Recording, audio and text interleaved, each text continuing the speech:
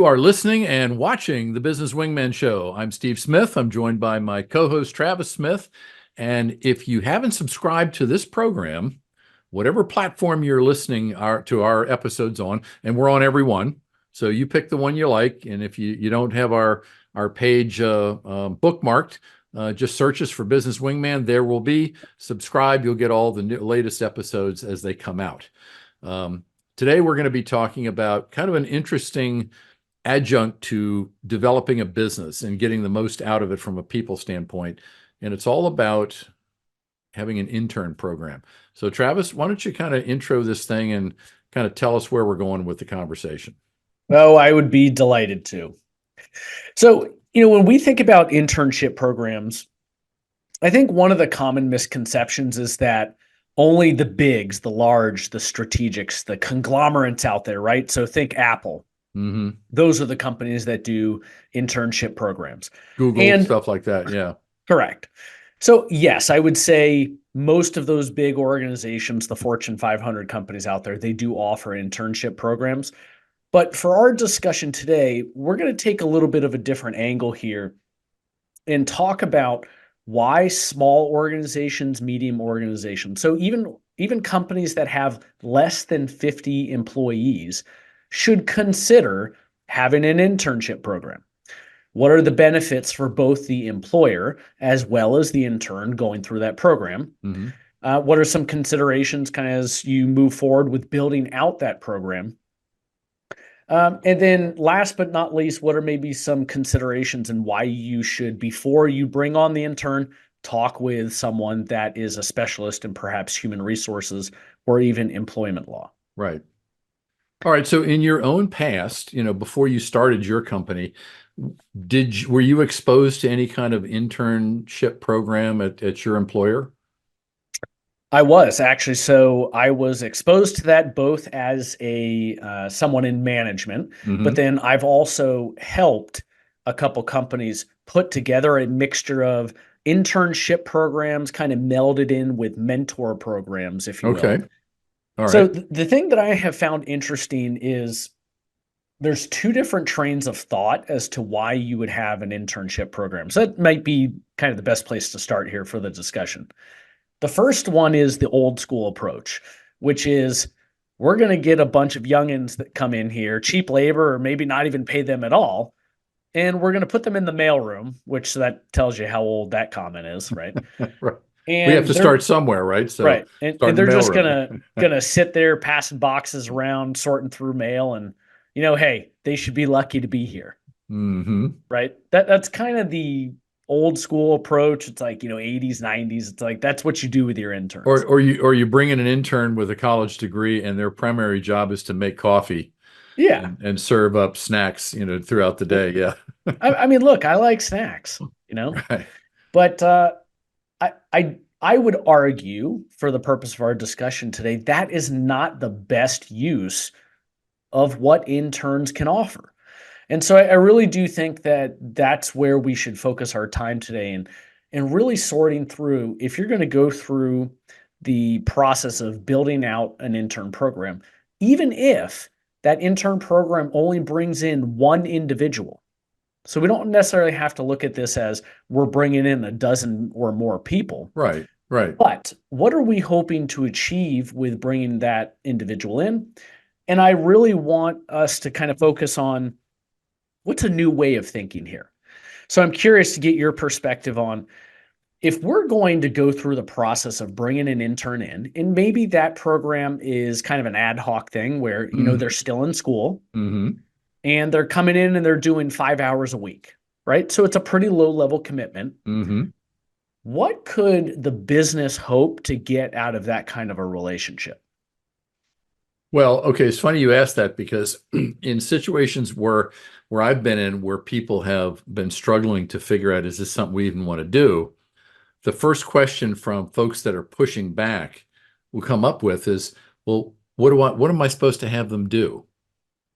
They're used to hiring people who already have a certain level of knowledge and experience in some discipline.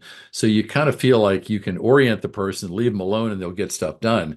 Whereas with an intern, they may not know anything other than what the company does as a primary purpose.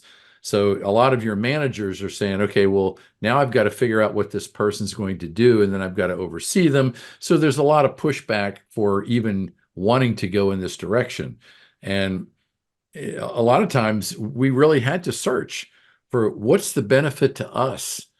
And the only thing that people ever came up with that everybody could buy into was maybe this is a way of kind of giving people experience about who we are as a company. So when they graduate, maybe they'll come back and work for us. They'll have a sense of who we are, how we operate. We're a known quantity to them.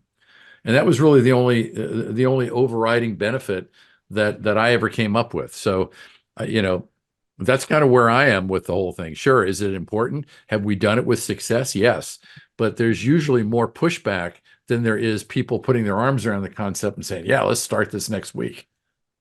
Look, and I agree with that. I think that there's two things that for a business come out of, and two positive things, if you will, that come out of doing an internship. You hit the first one. It's a recruiting tool. Hmm. You get to bring people in that are kind of fresh, right? They're wet behind the ears. Maybe they're still in school or they're just getting ready to graduate.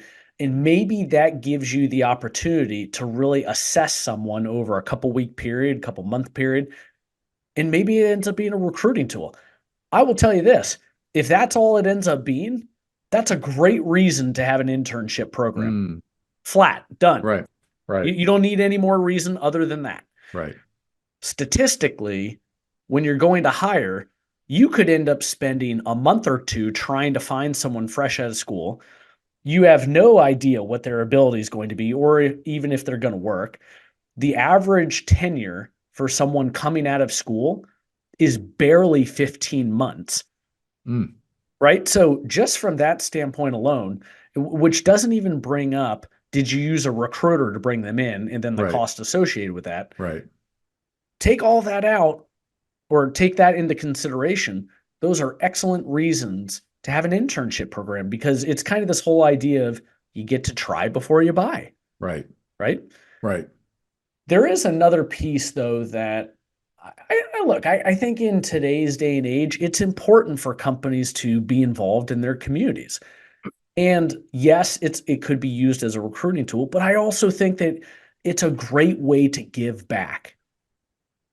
And at the end of the day, one of the things I hear most often from employers, and you typically hear this with, kind of the medium sized to large organizations, is a constant complaint that the folks who are graduating from college are nowhere close to being prepared to enter the Mm, workforce. right, right. So I'm curious to ask you about that. Have you heard that before? And if you have, what were the complaints Oh yeah. specifically as to why they weren't prepared? Um, yes, and I have read studies on that, and I have heard commentary on that. And in all honesty, I've seen examples of that, and many times, and what I've found to be the case on a well, kind of a more of a broad level, is recent generations that are now in the workforce, at that entry level positions, arguably are probably the most educated of any workforce we've had up to this date. Many of them are coming in with master's degrees already. They're in their middle or late 20s. But these generations are also the most ill prepared to enter the workforce because they've had no prior work experience. They Hmm. just don't understand what it's like to show up in an office complex and be Yeah. responsible for doing certain things and having a boss to report to. So it's foreign territory for them. When I was at Lysol up in the headquarters back there in New York, and this is decades ago, so this may fall into that category of what was more traditional than what's done currently. We would, at any point in time, six of our marketing teams would have interns. And these guys were relegated towards doing very entry level stuff. They were there to learn, but they were there to contribute by doing a lot of basic data, reporting processes, things that the higher up marketing folks either didn't like doing or didn't want to waste time doing.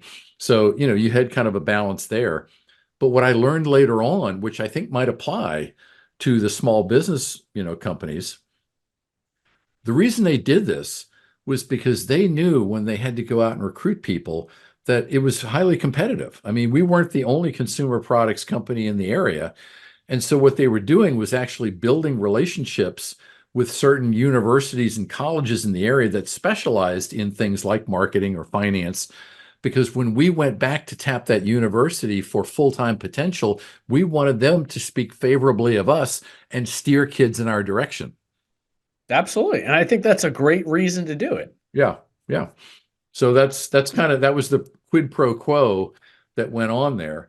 But yeah, I think one of the biggest knocks on higher education today, and maybe there's some there's some reality to it. I'm sure, like everything, there's perceptions that aren't reality. But the biggest knock was that these kids might be academically proficient, Mhm. but they haven't been trained in the things that business can actually use. So when they're out on the marketplace and businesses are hiring all the time, they're running through candidates and they're like, oh my God, none of these people have what we need. And so Well, that's the problem. well, and I've always referred to that. I've heard other people refer to that as the difference between theoretical knowledge and understanding versus actually application, Yeah, right? right, right. And I see this, I had the opportunity to put together and run a couple different mentor programs, one with a nonprofit, one with a corporate organization. And even though they were mentor programs, the folks who typically went into them were very early in their career. So you could Hmm. almost argue they're like one step out of being in that internship Right, program. right, And it was the same song and dance. A lot of times it was they didn't really know how to operate and behave in a corporate setting. Communication tends to be one of the biggest shortcomings. right, The follow up, how to write a professional email, how to right. shake someone's hand, Just how to stay on task a lot of times right, was a right. problem. Yes. How to Yeah. operate when you're in a meeting. It's things like that. But all of those items we just talked about can all be learned in an internship program. Yes, they can. And I think that's one of the most powerful things for what's the selling point for a person who perhaps is in school, why they should go into an internship program. And you also hit a piece that I don't have any data to support this, but it just seems like this is the case where less and less people, as they're going through school, are working. Yeah. Now, I Yeah. remember when I was growing up, I mean, I had a job before I could even drive. Right. You and mom would have to drive me Right. to it was an old folks home, and I was a server there. Right. Man, that Yeah. was a pain in the ass, but it taught me some really good stuff. Yes. So this idea of not working, you lose a lot of opportunity to learn going through that Oh, process. sure. Yeah. Yeah. So, Well, okay. So you asked earlier about, maybe one of the benefits to small business. And here's one thing I can think of now. There's certain industries, and we have a plethora of them here in Orange County, that are occupied by large corporations with deep pockets and brand names, well known, things. If somebody's going to want to get an internship and we're Google, they're going to stand in line to try to get an internship with us because that has weight for them later on. Okay. So if you're a competitor, a small scale competitor in a large industry, you're always going to have to fight getting noticed and being appreciated as a viable place to work if they can work at all these other big companies that do neat things and have great brand names in the marketplace. The best way to counteract that is to have an internship program, especially with a college or university where there's a steady mhm. flow of people, and get them used to who you are as a smaller entity, because that way people now learn what it's like to work with you. Doesn't mean they're all going to come back, but it means now you have a bit of visibility in the marketplace that you may not have had before. I 100% agree with that. And, I think the first place, obviously, you go is the local colleges, right? So you can pull in students from the local area. But Right. that being said, especially if you're on the technology side of things, there are lots of other alternative places you could go to find Hmm. students that are focusing in perhaps that area that you would want to hire out of. So, for Right. example, there are all sorts of coding schools and programming schools that are not directly associated with the university. Right. They're like trade school types of things. Yeah. Right. Yeah. So, for example, there's this place that I've heard about, and there are a couple of these here where we live, which coding ninjas. Mm, So it's for people who are interested in picking up a skill. They go and they are involved in these classroom type settings where they're learning how to program and code. right. Well, guess what? If you're looking to hire people who are going to be doing C programming or C sharp, you should just go to one of those schools, Right. right? You don't Right. necessarily need to go through the process of dealing with the university. Because I will openly admit to you that when you go to these universities, that's going to be a process. You know, you're Hmm. going to have to go, might most likely interact with the career department, set up several meetings, talk about how you're going to, and there's Oh, nothing wrong with that. It's just a more formal approach. right. And the universities that put you on the list as a viable internship, resource, they're going to want to vet you. They're going Correct. to want to make sure if we send students your way, is that going to be a good decision on our part? So yeah, I totally agree with you. I think if you're going to jump into this because you see an opportunity to help people learn stuff, and you've got tasks and things that could be done by folks at that level, you've just got to be able to sit back and say, okay, what is it we've got to come prepared for? And what is it we're going to give the interns? So when they leave, they've got a five-star perspective on working at our location. Absolutely. And I'm really glad you brought up that discussion because I think that's important for us to have, which is I am not a fan of this idea of let's bring an intern in, sit them at a cubicle, and basically isolate them in front of a computer and just give them training modules or, Right. Yeah, yeah. here's a workbook. Go for the next 2 weeks, go through this workbook, help us do this. We appreciate it. Right. I think that's a very poor way to approach having an Hmm. intern within your company. Right. You really have to, like, the best way that I would describe it is, especially if you're a small company, treat them like they're a shadow. And I mean that in a favorable sense. So, for example, me as the managing director here for our company, if I was going to bring an intern in, let's say for sales, I would just have that intern shadow me through my first week. Literally, wherever I go, that person's going, and they're Hmm. learning based on the activities that I'm going through in my typical day. Right. But at some point, you do have to have, I don't think curriculum is the right word, but you do actually have to have tasks for them. They can't just shadow the whole time. Right. And those tasks have to be in alignment with whatever they're doing at school. Because more often than not, by them going through an internship program, they're actually getting credits at school for being in that internship. But it kind of like the syllabus, when you go into a class, it Right. has to be in alignment with what their graduate degree or their undergrad is.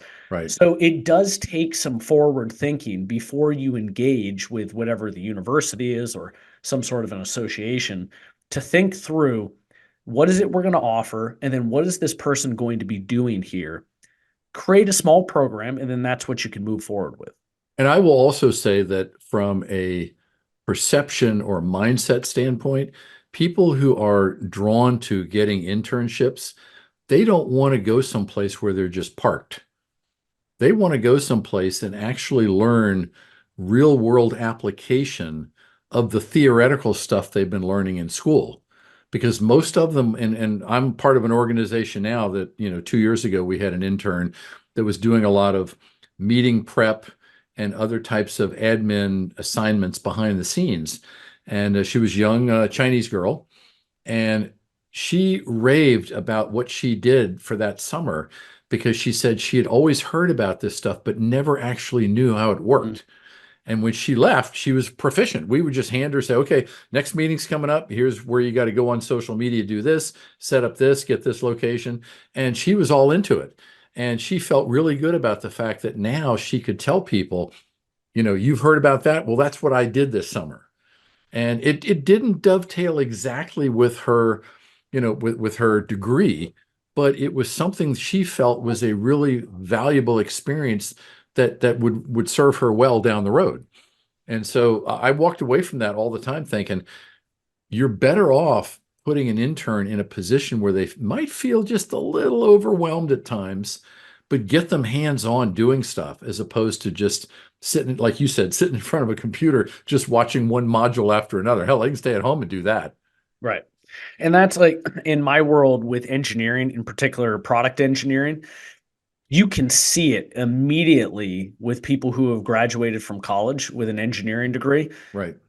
how much hands-on experience they had either through, of course, as we're talking today, internships, but maybe other work that they had done part-time through school, Right. labs, and so forth. So, for example, here in California, we have the Cal Poly Mm, sector of universities. I certainly an opinion of mine, but I am of the opinion that the folks that come out of those programs are by far the best as it relates to technology, in particular in engineering, mechanical engineering, because they are so hands-on every step of the way going through those programs. They come out almost as if they had already been working. yes. Yes. Whereas especially when you're in these technical trades, if you've just had your nose in a book the entire time, the thing that's ultimately going to happen, and I hear people complain about this all the time, is, you know, we get out of school, maybe we have bills we got to pay, right? I want this high end salary. But once I actually get in the job, I have no appreciation for how to apply the knowledge that I have to Right. the job that I'm doing. And Right. now your employer is faced with this piece of, now I actually have to train you how to be, how to be able to positively impact the organization here. And it's frustrating. Hey, I'll never forget when I went to work for General Mills out of school. And I was very fortunate at the time I came in. There was a lot of opportunity, moved around quite a bit. But this guy that was my counterpart, he was in another market. He had come from a very well-heeled, I don't know if I'd call it Ivy League, but it was definitely a Princeton style school up in Pennsylvania. And it was in marketing and stuff like that. And he had done a 2-year internship with a very well-known name company. And when he graduated, all he had was a bachelor's. Most people didn't have any more than that back in those days. When he graduated, he was looked at like somebody who had already had a resume with experience on it, not just a graduate looking for their first opportunity. That that not only served him well getting into the company, but he moved at lightning speed. By the time I was like being considered for a product manager role in Minneapolis, he had already been there for a year. And we both started at the same time. And I know exactly what did it. People looked at the college he went to and the internship that he had done with one of their competitors, and they're saying, we can't lose this guy. He knows as much as some of the people who have been working here 3 years and he's just starting. So it was that was my first blush at somebody really, really maximizing that time. Now, that doesn't really necessarily benefit the company. It benefited the person in the internship. But again, for small businesses, if you really want to make a good footprint in your marketplace and be thought of as a place to go to work, Right. having an internship program, I think, helps tremendously. And that's where, this discussion today that we're having, that's why I thought it would be a good idea for us to steer it in that light, which is everybody thinks about internships in one way. It's the bigs, right? But that's a missed opportunity for companies like mine, right? Right, We're sub 50 employees, where you typically don't see that level of engagement with right. universities. So I think that's a huge opportunity for small business to get more involved in the communities, both because, as cheesy as it is, it's a win-win, right? The company gets support, they Right. get maybe some fresh ideas, you know, but then you're also giving back to the community through that individual or individuals that you're bringing in for the internship. All right, So, so let's do this. Let's just assume that a small company's decided, you know what, this is something we should do. We need to get into it. Let's walk through what should they be looking at doing to prepare themselves, and maybe what should they not do that might derail it hmm. or somehow make it less, beneficial than it should be. So I think from the should do category, so we'll start with the positive. Uh, I'm a firm believer that the more practice and preparation you put into something, the better the outcome will be. Mm-hmm. So I think it's important first to start with building out the program. And Mm-hmm. that doesn't mean you have to build out something that's substantial like a business plan, Mm-hmm. but at least have a couple pages outlined which covers here's what we intend to do, here's our why, right? This is why we're bringing in our intern. Mm-hmm. Here's what we are looking to give back to that individual, right? So I always think it's look, start with yourself. What do you intend to offer? And then what do you hope to get out of that experience? Right. So again, I used the word earlier, syllabus, referring to more of that classroom approach. But that's kind of what we're looking to talk about. So that way, whoever internally within the company potentially is going to be involved here, everybody is on the same page and has a clear understanding as to what this internship program is, why we're Right. doing it, what we hope to get out of it. Right. And to build on that, I would say once you figure out what your internship looks like, have a point person, have somebody in the organization that is going to be the mentor, the guide, the person that individual can go to and ask questions of and feel like they're tethered to an individual. Don't just bring them in and say, oh, gee, if you need this person needs, because people at that level, that freaks them out. That unless they're very outgoing and self-motivated, Right. they're not going to survive in something like that. They're going to go camp out someplace and within the first day they're going to be on on their text telling everybody what the hell I don't know what to do, nobody's telling me anything. So I think you almost have to think in advance and say we need somebody here who's willing to put in a little bit of extra time helping to build a relationship to make that person feel like this internship they said yes to was a good idea. And I think you hit that spot on. There's so much of this engagement that, yes, I get it. Companies are giving someone with very little to no experience an opportunity. Mm-hmm. That doesn't mean you can treat people like crap. Doesn't mean you can put them in a closet. Right. Doesn't mean you can make them do all this menial crap that you don't want to do, right? Right. At the end of the day, if you treat somebody like that, that's how you're going to be remembered. Right. And then every time that person is talking with one of their peers about the internship program they just did over the summer or even during the school year, guess what's going to come up? Right. Your name Right. Right. Right. synonymously with all the crap you made that person do that they didn't like. Right. So I'm not saying you can't have someone doing maybe junior level tasks, but you have to be cognizant about, look, if this person's going to spend time with me, let's make it productive on both sides of the fence here. Yeah, and I think along with that, if the owner, the CEO of the company is the one that's come up with this idea, and they're kind of bullnosing the thing, through the organization. I think you also have to realize that at some point you have to get everybody in the organization bought into it. Because when you bring that person in and you give them some orientation and let them know what their role is going to be and what the company does and stuff, the very first thing you should be doing is shopping them around to everybody else in key departments so the intern can get a better understanding of the holistic nature of running a business. Because those experiences might seem mundane to you, but to somebody who's halfway through college and has never worked for a legitimate company before, it's all brand new insight. And that's going to help them determine the importance of what their task is going to be later on, because now they have a greater appreciation of how the whole company operates. The fancy term for that is cross-functional, right?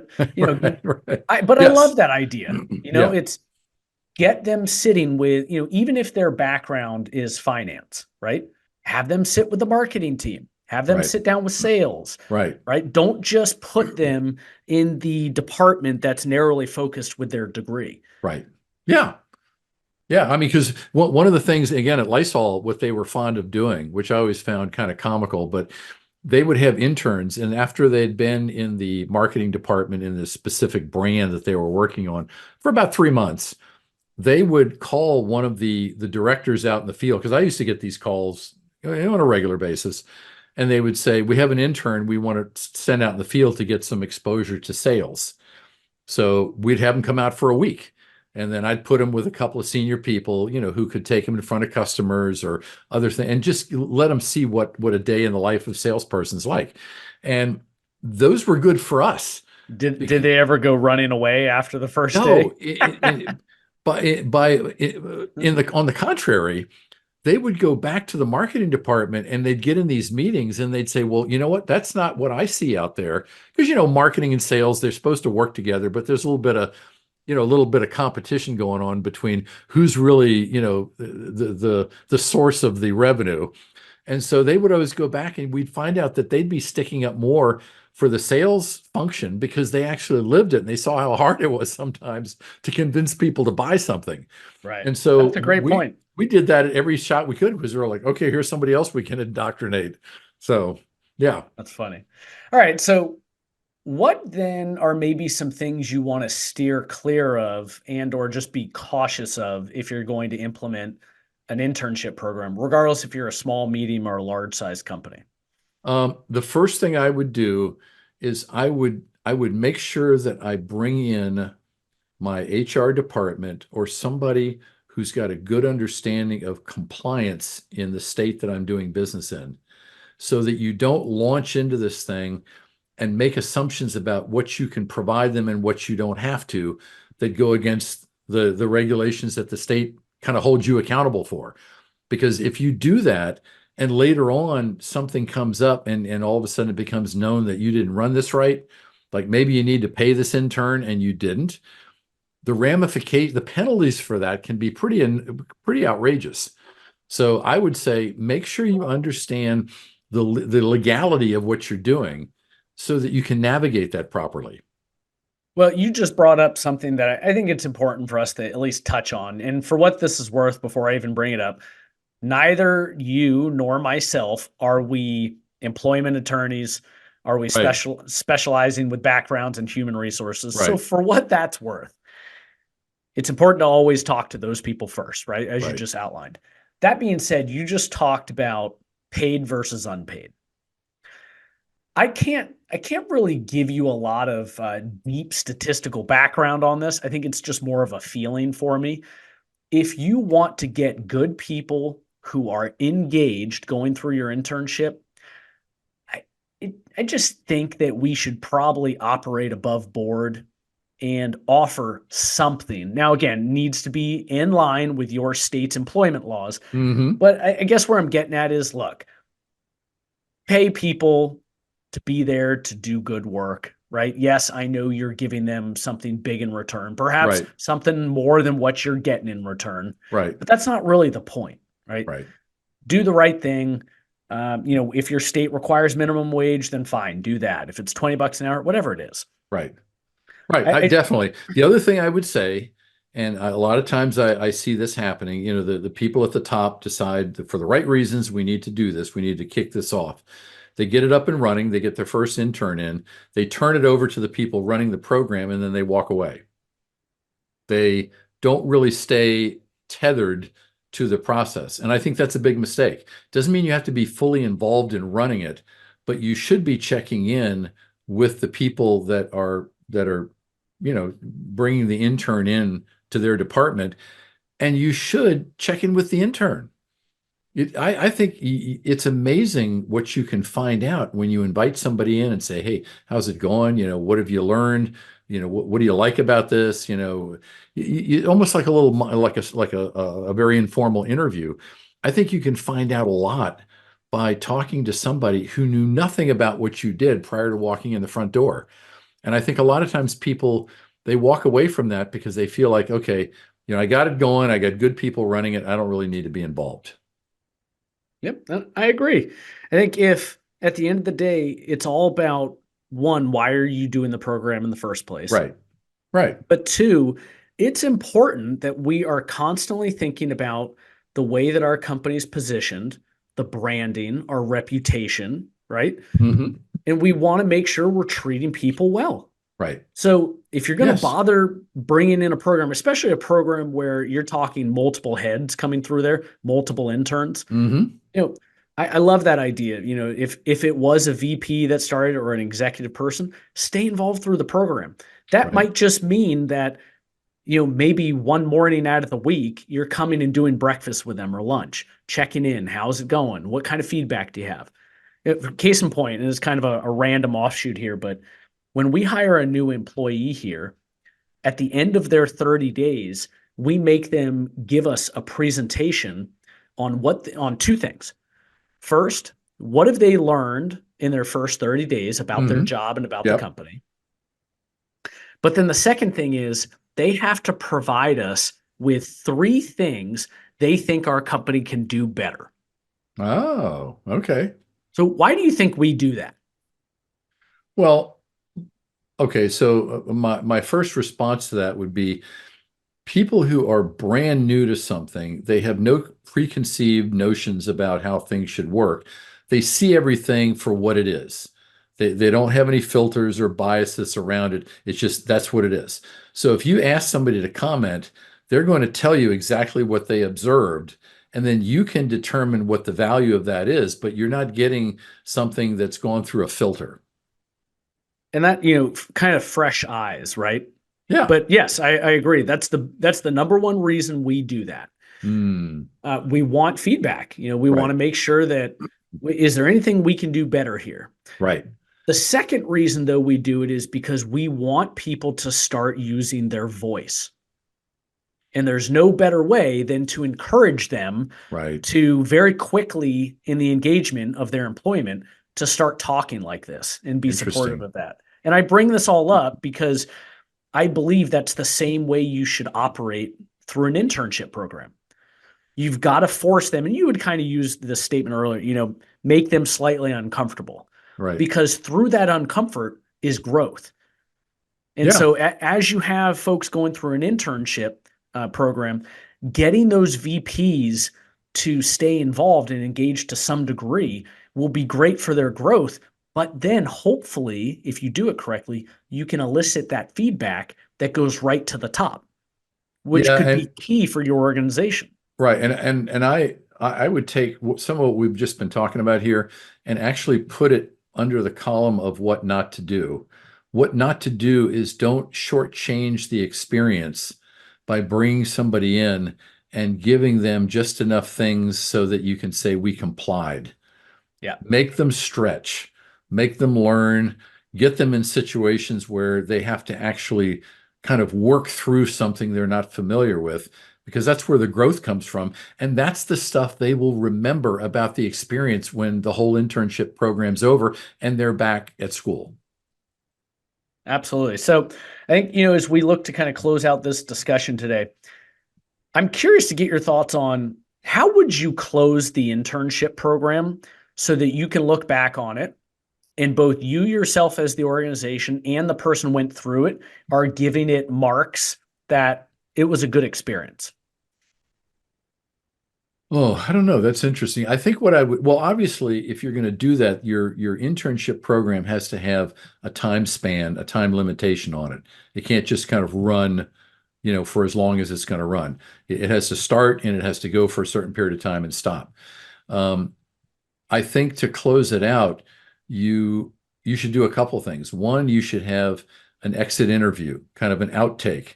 What did you learn here? And I would look at what was the training orientation up front. We covered X, Y, Z. How much of that stuff stuck? What do they think they learned here that will actually serve them well going forward? How much of it is worth enough that they plan to build on it? I would ask them, was this a good enough experience that they would recommend other people go through the same thing? What you talked about, what could we have done better? And to finalize the thing out, give them a certificate, give them an internship certificate. You can go online and get these things and customize them for your own company. But I think when somebody comes back with something like that they can put on their wall, it displays for other people that you went through something of a higher level than just going to classes and getting grades and finishing up your degree. So I think a little bit of formality is what gives people a sense of pride that this was worth it. I love that. I think those are great ideas.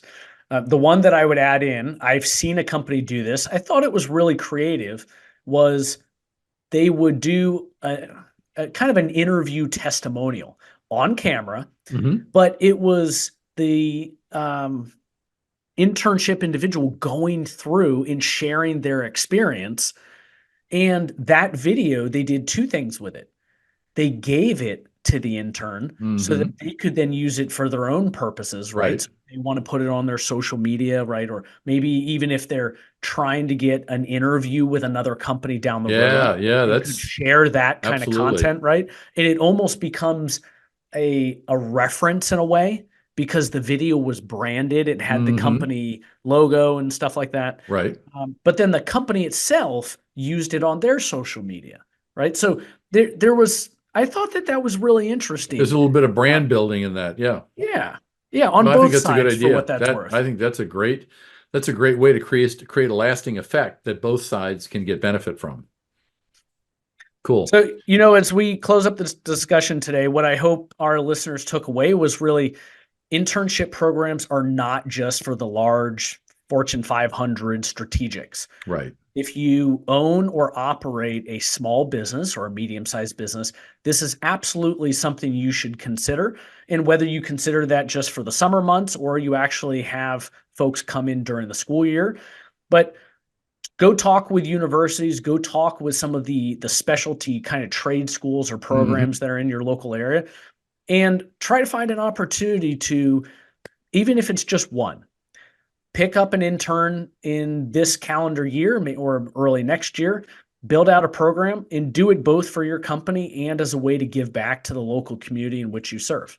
And you know what? If you take somebody on in your internship, you decide you're going to make it a year long, okay? Why not at the end of it, if that person has learned your company, learned your operation, and contributed, I mean, you got a future employee sitting right in front of you. Sometimes that's a great way to turn an intern. And I can tell you the number of people I've known over the years who that's how they got into their profession. They started out with an intern, they did such a great job. The company said, "We're not letting you go. You go finish up your career, you come back here, you work for us." So Yep, I yeah, I love it. think that's a great way to finish that up. All right, folks, listen, thanks for joining us today for another great episode on something that I'm sure most of you out there, if you've not thought about it, at least now you have kind of a roadmap for actually putting it in place. So join us every week, Tuesday, 4 p.m. Pacific Standard Time.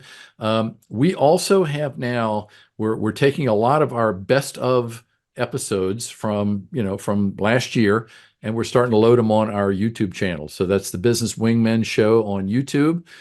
We got a lot of shorts on there. We've got a lot of full length episodes, so you can pick and choose to see what you want to watch, but you get to see us talking while we're talking, which is, like watching grass grow sometimes. Talking heads. Right, talking heads. So take care. Join us next week for another great episode, and we'll talk to you soon. Take care.